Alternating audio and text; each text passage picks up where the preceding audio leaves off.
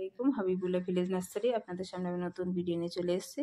তা আজকে আলোচনা করব আমার যে বাড়িতে বীজ তৈরি করে রেখেছিলাম সেই বীজ দিয়ে আজকে টুসি পেপার দিয়ে কিভাবে বীজ বার করবেন, আর একটা দেখিয়েছি যে কিভাবে বীজ ভিজিয়ে বসানো যায়, তাও ওইভাবেও বার করা যায়। আর এটাও টুসি পেপার দিয়ে আপনি 3 দিন রেখে দেবেন, প্রত্যেকটা বীজ বার হয়ে যাবে। এই বীজ একটাও নষ্ট হবে না। এইভাবে বসালেও আপনার আর শসা গাছগুলো ভালোভাবে বার হয়ে যাবে। তা এইভাবে দিয়ে ভিজিয়ে পুরো নিংড়ে, যেন ওতে পানি না থাকে, দিয়ে ভালোভাবে কোটোয় রেখে আপনি 4 দিন পর কি 3 দিন পর দেখবেন যে কতটা বীজ বার হচ্ছে। 4 দিন পর দেখলেই বেশি ভালো হয়। আস্তে আস্তে ফেটে ওর থেকে গাছ শেকড় বার হয়ে যাবে, পাতা বার হবে, তখন আস্তে আস্তে আপনি রোপণ করে দিতে পারবেন। তা এবারে এইটা চাপা দিয়ে রেখে দিচ্ছি এক সাইডে।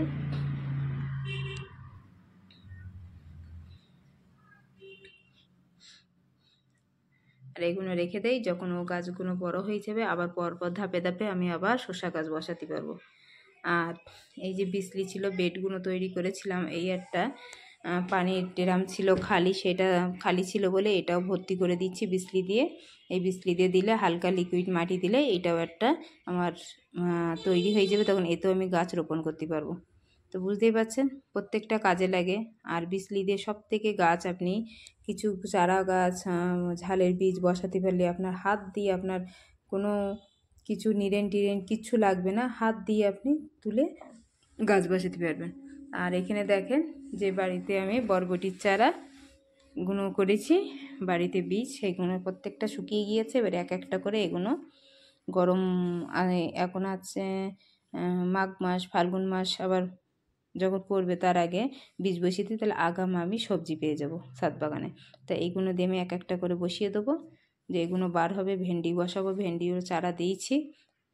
তা এই যে আছে মূলো গাছের ভিতরে, মূলো গাছের এখনও বীজ অর্ধেক পেকেছে অর্ধেক কাঁচা আছে।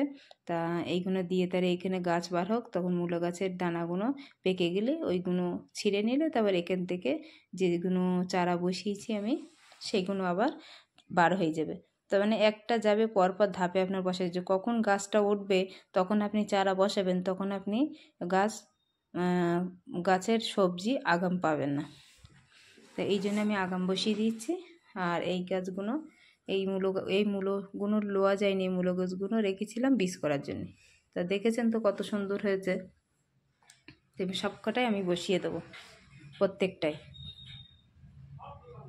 দিয়ে হালকা করে মাটি। এখন পানি দিচ্ছি না, এদিকে মেঘলা করে আছে। তা ইনশাআল্লাহ আল্লাহ কি করে, যদি রাত্রি পানি দেয় তাহলে আমার আর পানি দিতে হবে না। মেঘ করে আছে বলে পানি দিইনি। তা এই দেখেছেন সর্ষে গাছের ভিতরে এখানেও বসিয়ে দিচ্ছি। কেন বেড খালি হবে, কখন বসাবো সে আশা করলে তাহলে আমি আর ছাদ বাগানে সবজি পাবো না।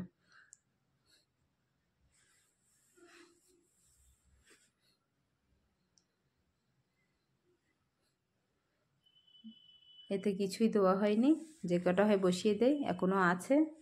ওগুলো পর অন্য জায়গায় পরপর বসিয়ে দেবো। গরমের সময় ঝিঙে, অনেক সবজি আছে বসানো যাবে। পুঁই শাক, কেন এই সময় সর্ষে উঠে গেলে এই সময় হয় তিল। তিলের সময় অনেক কিছু মাঠে সবজি রই, সেখানে ছাদ বাগানে রোপণ করব।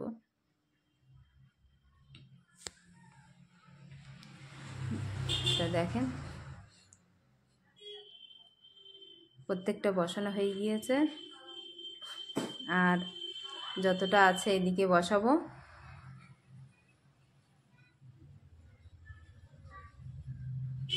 আর এইগুলোই তো বেড তৈরি হচ্ছে।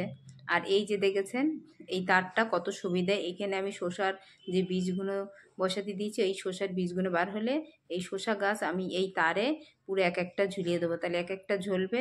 আর কত সুন্দর শসা বার হলে দেখতেও ভালো লাগবে, ওই জন্যে দিয়েছি। আর এই যে বেডগুলো খালি আছে, এগুলোই সব আমি বরবটি সব জায়গায় যেখান থেকে বার হবে সেখানে বসিয়ে দেবো, কারণ এখানে আর অন্য কিছু রোপণ করার জন্য নেই।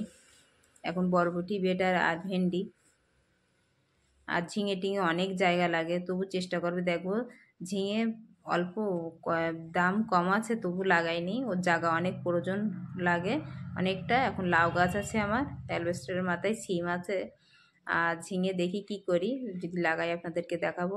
আর দেখেন যে ঝালের চারা আমি বাড়িতে বীজ করে এখানে বসিয়েছি, কত সহজে হাত দিয়ে তোলা যাচ্ছে দেখেছেন।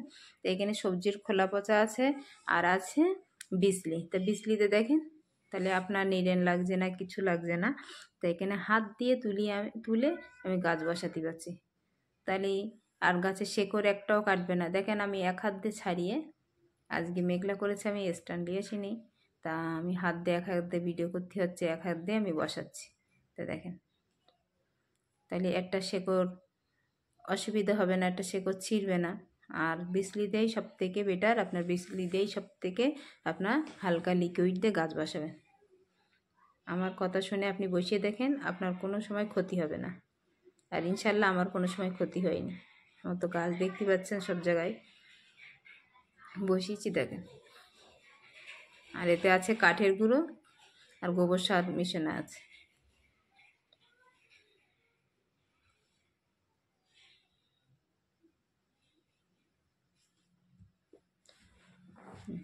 প্রত্যেকটা বসানো হয়ে গিয়েছে দেখ। আর এতে হালকা করে পানিও দিয়ে দেবো। আর এখন আর একটা আছে, এটা দেখেন দেখেন ধরে সাইডে বসিয়ে দিয়েছি। আর এইগুলো একটু মাটি দিতে হবে, অনেকটা নিচে লেবে গেছে, অসুবিধা নেই, গাছ বড় হোক তখন আবার দিয়ে দেবো। আর এখন রোদ্দুর আসছে, একটু নিচে থাকলে রোদটা কম লাগবে, উপরে থাকলে ভীষণ রোদ লাগবে তখন, ওই জন্যে দেখেন কতটা। আর এই সাইডে একটা বেঁচে গেছে, এটা আছে অল্প তুলছিলাম, তো এটাও সাইডে বসিয়ে দেয় পেঁয়াজের ভিতরে। দেখেন এবার হালকা পানি, এতে বেশি দেবেন না, হালকা দেবেন, যেন মাটিটা শুকনো আছে বলে মাটিটা শুকনো আছে বলে ওই জন্যই অসুবিধা নেই, দিলে ভালোভাবে লেগে যাবে রাতের ভিতরে। আর এখানে দেখেন এই ঝাল গাছটাও কত সুন্দর সরু সরু ঝাল ধরছে। আর এই একটা বীজ করেছি, আর এখানে এখনও এতটা আছে দেখতেই পাচ্ছেন। আর কত সুন্দর বেডগুলো এই যে পুরো ভর্তি করেছি কত সহজে। আর যেই টমেটোগুলো আছে এইগুলো সব তুলে নেবো, পেকে গিয়েছে কত সুন্দর দেখেন। এগুলো যদি আজকে ভালো লাগে এই পরিচর্যা, তো একটা লাইক শেয়ার সাবস্ক্রাইব, ভালো থাকেন সুস্থ থাকেন, আল্লাহ হাফেজ।